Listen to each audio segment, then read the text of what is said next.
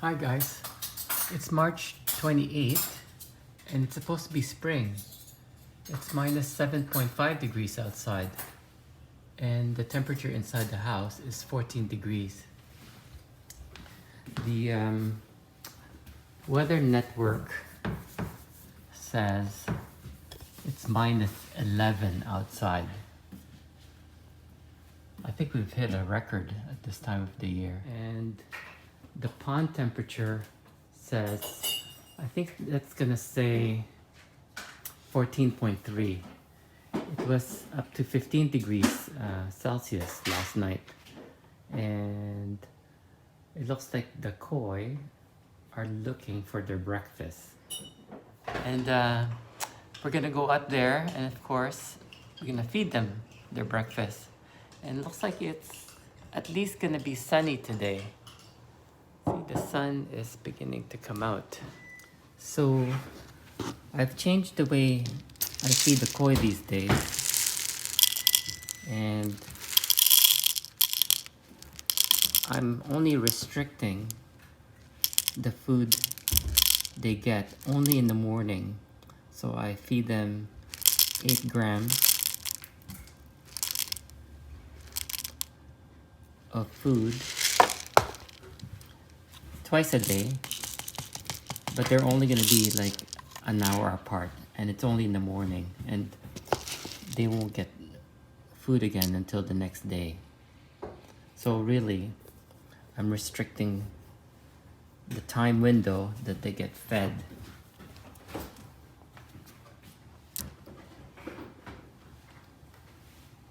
That way, it's much simpler.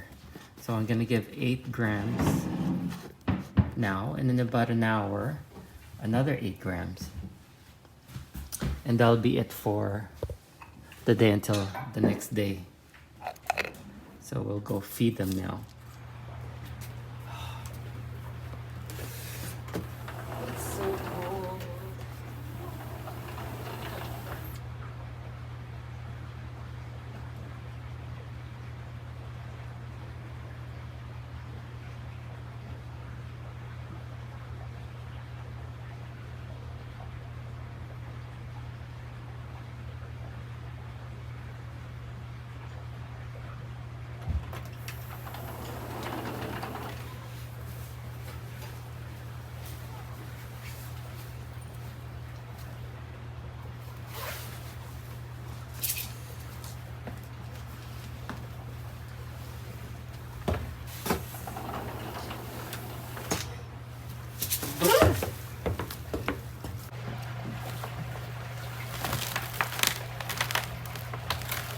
It's frozen.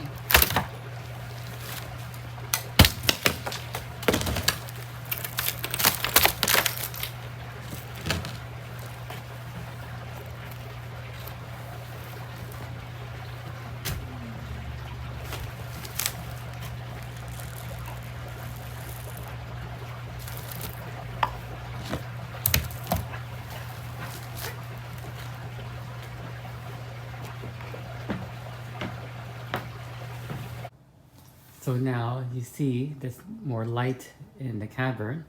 The temperature is showing 14.3. And sorry for all the reflections.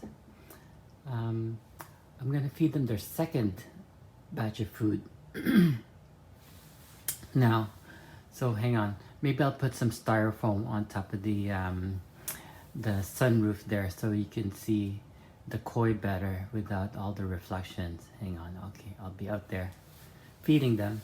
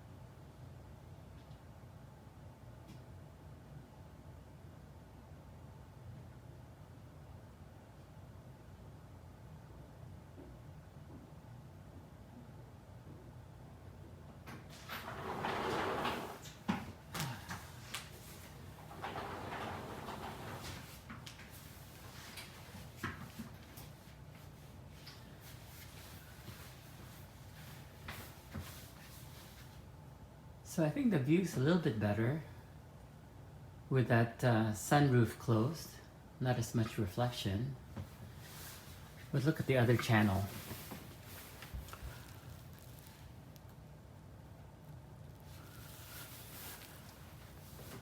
Yeah, a bit better. You see Mr. Spider there,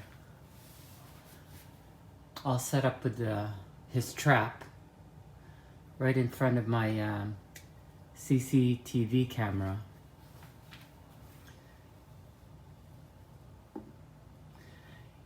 He's had several versions of this spider web. Sometimes it's tilted one way, sometimes it's tilted the other way. But it's he's a pretty hard working spider.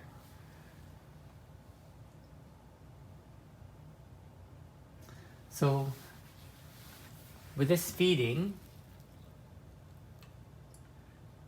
like I said, that I'm starting them on, I'm calling it time restricted diet.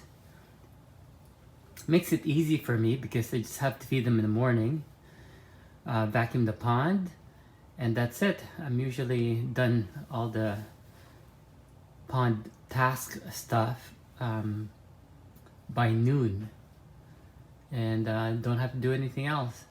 So it consists of 2 feeding, 1 vacuum, and when I vacuum, I'm usually on my days off. So sometimes every other day, or I don't vacuum 2 days in a row and vacuum the next day.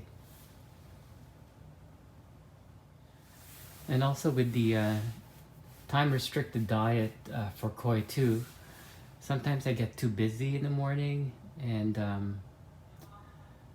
somehow I forget to feed them in the morning. Maybe I just feed them once, that 8 grams of food. Then if I get too busy and I don't get to feed them by noon, then that's all they're gonna get. I'm not gonna try to catch up for the missed meal in the afternoon.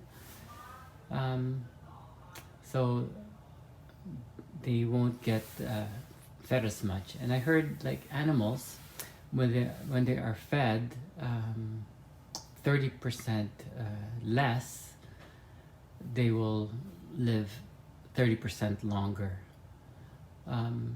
But who knows? It's more for the convenient and the simplicity of how they are fed. And when they're big like this already, I don't know if they benefit they benefit anymore from more feeding. And in terms of their health, with the small amount of feeding, I think they're good to go.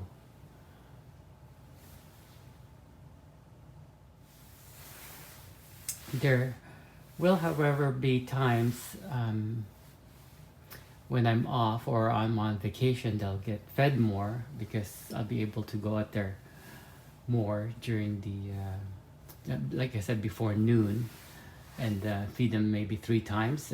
That includes the two meals of pellets and perhaps a meal of treats, and which includes like shrimps, rice, and some vegetables.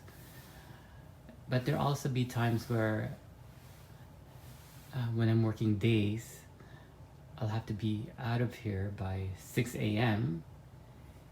and they would have had just the 2 8 grams of feeding. One shortly after I wake up, and the next one shortly before 6 when I'm about to leave for work. So during that day that I'm working, they would have had all their meals by 6 a.m. and they won't get another meal until the next morning. And in that way too, I won't have to rely on anyone feeding the koi for me during the times when I'm at work.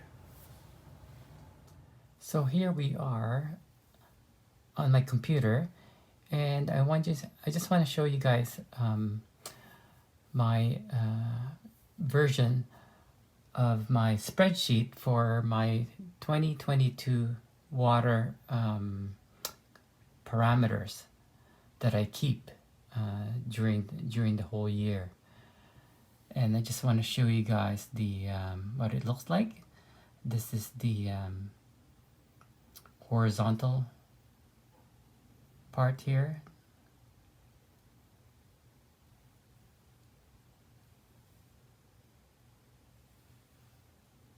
That shows you the parameters I keep.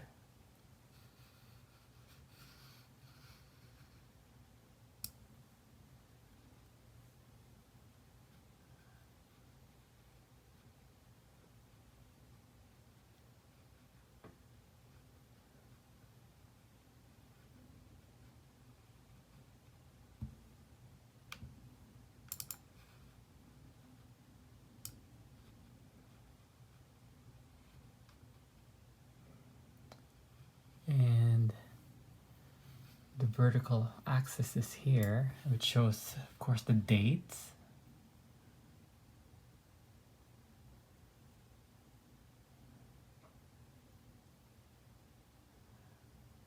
Just to show you guys what it looks like.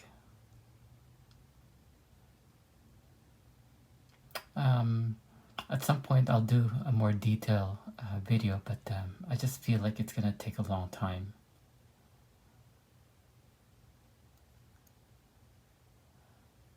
So here we are on March.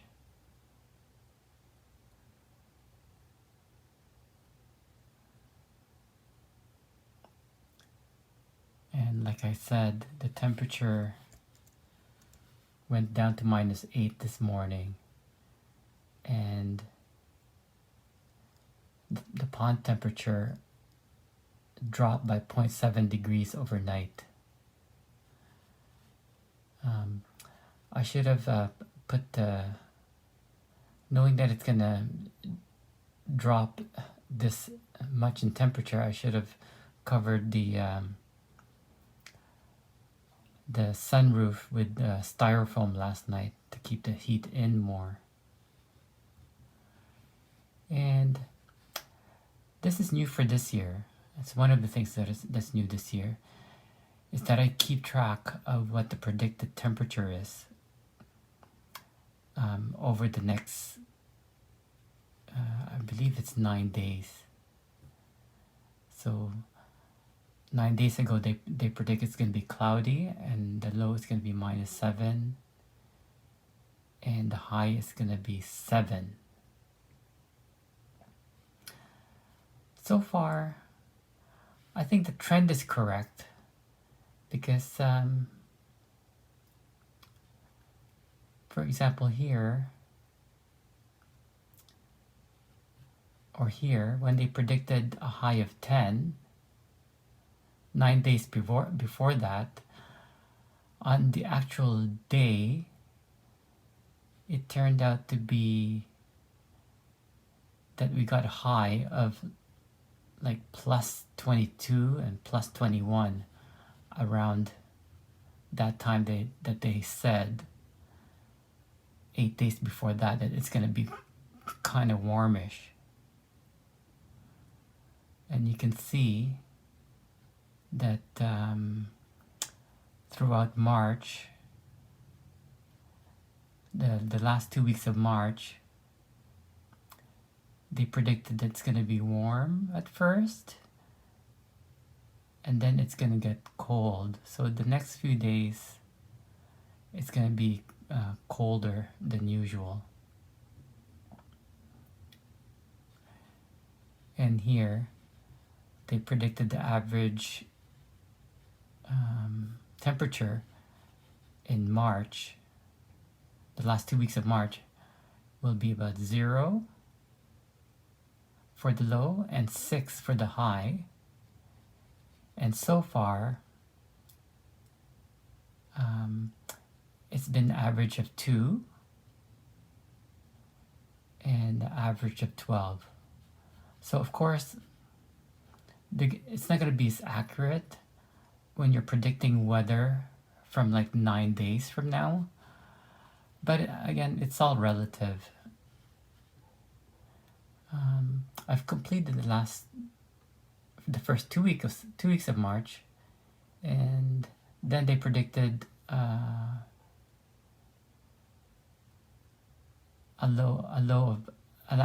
average low of -5 and an average high of 1, but we actually got an average low of 2 and an average high of 7.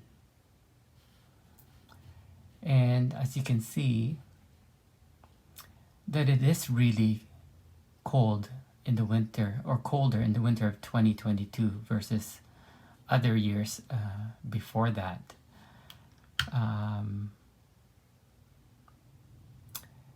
The average, the highest, the lowest the temperature ever got in the first 2 weeks of March is -9, and the highest is +18. Whereas before we had highs of +20, and I guess it was colder. We got a -10 in the first 2 weeks in March in 2021. And so far in March, the last 2 weeks of March, it's gonna be, I think it's definitely colder, because last year the lowest we ever got is -2, and so far this year we've had a lowest of -8, which is today, and last year we got a high of up to +24, and this year the highest we ever got was 21 and 22 degrees. So I know it seems like a lot of work, but it's a lot of fun. And like Andy from Derby Koi would say, job's a good un. Haha, Bisley. Take care, everybody. And this is the point where I've discovered that something was wrong. When I was watching the TV, and I noticed that Carla was just sitting there at the bottom, which is pretty unusual for early in the afternoon. So I knew that there was something wrong. So I kept watching and watching. This was last week. So I was really worried that obviously there's something wrong, because usually in the afternoon they'd be swimming around looking for food, picking at rocks.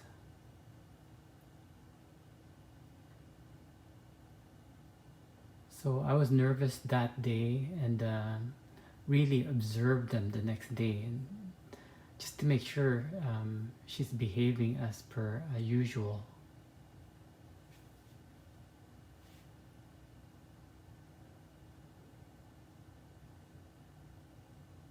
Her fins wasn't clamped, so I thought maybe she was just resting.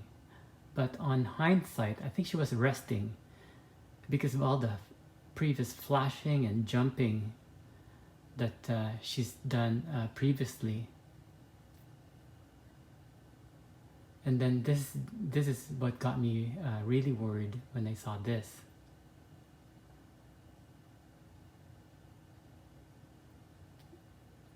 Big splash, breach, crazy jumping.